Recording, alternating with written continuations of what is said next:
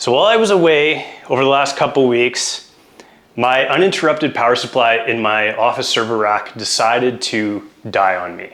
There was some error on it. It was beeping like hell when I got back. And yeah, it's dead. Thank God it's under warranty. It's sitting, my warranted one is sitting right here.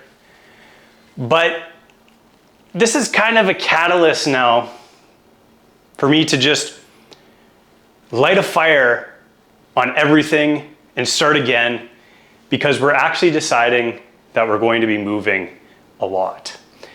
So with the server rack weighing 450 pounds or something along those lines, I don't think I'm going to be able to take that with me.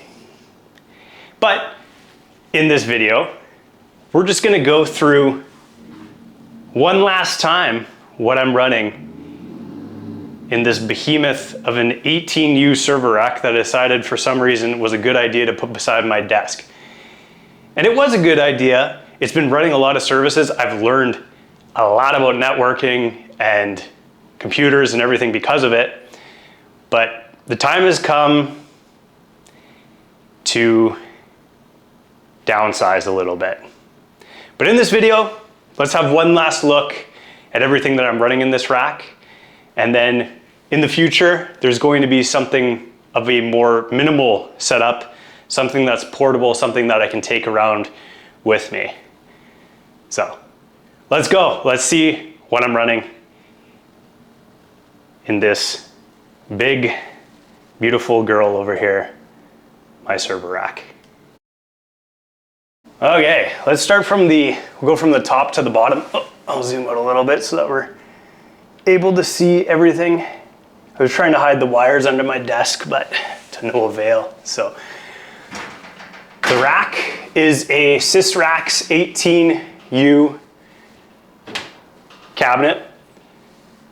I don't know why I decided to go with 18 instead of like 12, because I think I thought I was going to fill the whole thing out, but never actually ended up doing that. So I went with 18 to future-proof, and it's not the smallest thing in the entire world. It's quite nice, like it does fit in the space, but it's a full-size rack. It's 35 inches deep, it's however many inches high, and I'm very happy with it, but it's also massive. And for my use case, I think it's a bit much, bit overkill, because that's what I do. On the top, I got a patch panel. As you can see, like I'm not even using close to the full amount of resources on this thing. So it was a way to learn networking. It was a way to get into Cisco. And I think that was very beneficial, because I can take it on my resume. I can put that I know Cisco administration onto my resume. But I'm not using nearly the resources that this thing allows for. Got 5 connections. I think I'm running 1, 2, 3, 4. There was a 5th computer, but I got rid of it. It was a Dell R210. It was a 1U server that was going to run Proxmox, and I had installed OpenBSD to do some stuff on there and play around with it, but it was just way too loud for the space. And I know that you can jerry-rig some fans and stuff in it that would be quieter. I've seen people put, I think they're 80 millimeter Noctua fans in there. I just never got around to it, and I figured, you know what, let's just sell it. I had even bought the rails for it, which were quite hard to find, but sold them with the server. And yeah, that was the beginning of the downsizing. So got my patch panel, got a little bit of a cable organizer here, black, all the marks.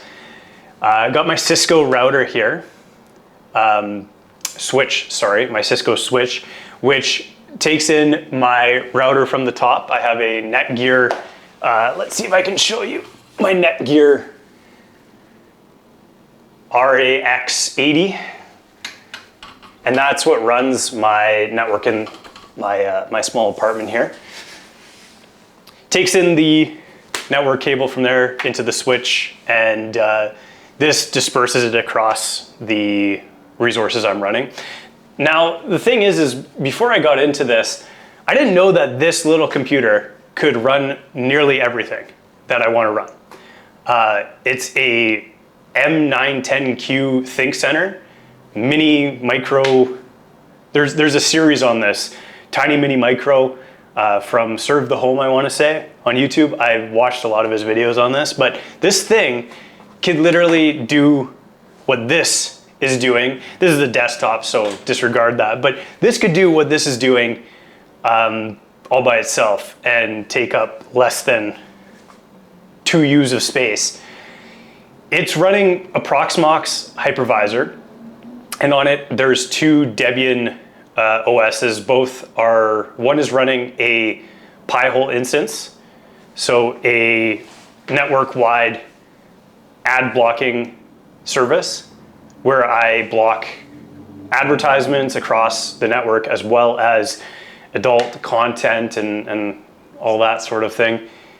It works amazingly. It is, I think I have like 4 million URLs that are banned on it, and yeah, highly recommend. I will probably do a video in the future setting that up, because if you want to not watch adult content, that's one way to do it. The other thing I'm running on there, just 2 containers. The other one is a Pi VPN, and that is so that I can access all of these computers from anywhere. When I'm going down the street to the coffee shop rather, I VPN into my network and use my NAS and all of the associated services, and it just works. It's awesome. I'm running a WireGuard VPN on there. And I know that Pi VPN, I believe, because I actually looked, I was doing some messing around with it recently. I think that it's no longer supported. I think that there's actually, there's other solutions that I'll have to look into in the future, because it is the GitHub repo is, he's shut it down and everything. So 2 services on this thing, 8 gigs of RAM. I could probably throw a lot more at that computer, because I think you can actually upgrade that to 64, if I'm not mistaken, 64 gigs of RAM. It's running an i5. So if I wanted to run all of my services on that computer, I could. I didn't know this when I was getting started. I didn't think that a little computer could do all of this stuff that I wanted to do, and they're just getting so good. I know that people are running like Mac mini servers at their houses without issues, and it's probably something that I'm going to consider. Now, the one thing is that I'm probably going to take this with me when we go wherever we're going to go, because then I can hook it up to my little travel router, which is up there. I'll go get it after, and it will allow me to access all of my files and everything from on the network, and I'll probably set up a VPN so that I can access the services whenever I'm out on the town or whatever. This is my little travel router here, GL Net, iNet, little mini travel router. And this is probably what I'm going to replace that with. So see the downsize there. Up here too, I have a couple backup hard drives. Forgot to mention these. They are where I do all of my NAS backups, and then I just take one of them, whichever one I backed up that week, and put it at my parents' house, take the other one, because I have 3 of them, rather, and one comes back with me, one stays over there, and one comes back to me to get backed up, and then the one underneath is running a bunch of legacy stuff that I have, but I don't really need, but it's there anyway. So yeah, this little guy though, I'm super stoked on it because I've ran it a few times already, and my goodness, compared to that, it's nearly as quick and it's that much smaller. Like, crazy. Stuff is just getting so much smaller, and I'm all for it. So if you're getting into self-hosting, home lab stuff, get one of these things. That's what I would highly recommend. I went down the Raspberry Pi route. I have a couple of these, and I'm not using them. I don't have any services running on them because this thing is just so good, and it takes whatever you throw at it without issue. So get one of these things. Unless you're running like a very particular an embedded workflow or something that you need this little computer to go somewhere, get one of the mini PCs because they're super cheap, and you can upgrade them. They're awesome. So highly recommend. The next thing, and if you watched my previous video on my home lab, you'll kind of recognize the thing. It was in a media PC case the last time. It is now in a 2U server chassis, and it is pretty much the same computer. However, and this is where the UPS comes into the story. I had a blackout here one time, and it didn't shut down gracefully. This is running TrueNAS, and the motherboard died on it, just fried.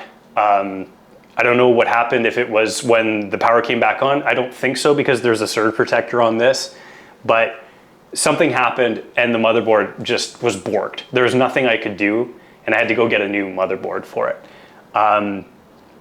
So that begins my tirade of this UPS thing. And I love the UPS. I think it's a great addition to any sort of server rack or networking setup because it gives you some time to gracefully shut things down. But I was away, and when I came home, my NAS was dead. It sucked. It really did. So, but anyway, back to what this is this is a TrueNAS box, just running TrueNAS. It has like an Athlon 3000 AMD CPU in it. So very low power. I think I bought it for like $50 or even less in 2020, and it's been running my NAS ever since. It's great.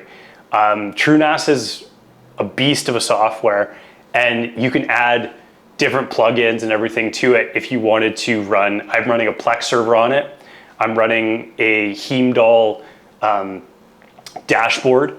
There's a couple other things I can't think off the top of my head, but there's a few other things that I'm running on it, other services that it doesn't even touch the CPU. It has 32 gigs of RAM in it, and I think I'm using like 6. So this is, again, overkill for what I need, and I could probably move all of the services over to this little computer and have a much more portable, cleaner setup. But TrueNAS, great software, very difficult to set up. I watched hours of tutorials to get it set up. I may do a tutorial in the future to help people out. It's probably changed since I've installed it because I've only installed it once and never had to do it again. But it's amazing for taking all of my files, doing backups, and then serving them wherever I need them on my network. So I have my computer, my laptop, my girlfriend's laptop, my phone. Those are all connected to it, and I can just access files on any of those devices. The other thing that I'm running on there is a sync thing service. So when I walk in the apartment, I have my phone, and it automatically syncs all of the photos on my phone to my NAS box. Really cool, very streamlined. I don't even have to think about it. I just go in there and all of my photos are backed up from whenever. It's amazing. So that's probably something I'll do a video on in the future of how to set up. Last thing, well, not last thing, is my desktop. This is my desktop in a 4U server chassis. Got my fans going. These are the Corsair fans. I did it because I wanted some like lights. They're loud though. I don't know if you can hear this on the video. I'll put my mic next to it, but you can actually hear them. And I know that there's Noctua fans that are just like silent. I probably would do that in the future. I'm running Arctic 120 fans inside, And those are dead silent. They're amazing. So probably those work as well, but these are actually a little bit louder than I like. In this is a 5900X Ryzen chip, a 3080, 32 gigs of RAM, and it's running on an ITX board because I had previously built an ITX little computer and the water cooling went on it. So I was like, put it in a server rack. That's a better idea than having a little computer next to you. It looks clean, it looks really good, but it's also tremendous overkill. And this is one thing I can't take with me when I'm moving around. So it's gonna be sold, unfortunately, but it's definitely served me well. I started this YouTube channel on this thing, and into the future, we'll see what we're gonna do. But I know that there's some really good offerings from Apple right now that you can run Asahi Linux on. That's a consideration as a replacement for this. And maybe just running a laptop instead of a desktop as well, because laptops are just getting so darn good. And then finally, the thing that started this downsize, the APC 1000 watt UPS. And I can't fault APC, and I guess they're Schneider Electric now, because they sent me a warranty replacement in like 5 days. So I cannot fault them for it, but the device had an error code on it while I was away. I've tried everything. I've tried brain deading it. So like pulling the battery out, pulling it from the wall, shutting it down, doing all these different things, and to no avail. So this thing died on me, and that's kind of catalyzed my whole get rid of everything, burn it down approach, which is, I guess, a more me problem than a server rack problem. But yeah, that's my server rack in a nutshell. And maybe in the future I'll build something out like it. But for now, I'm going a little bit more portable, a little bit smaller. And yeah, this was kind of a homage to this beautiful piece of machinery that has run all of my businesses and done all of my video editing and backups and everything for the last 3-4 years. So, the end of an era, but the beginning of another one.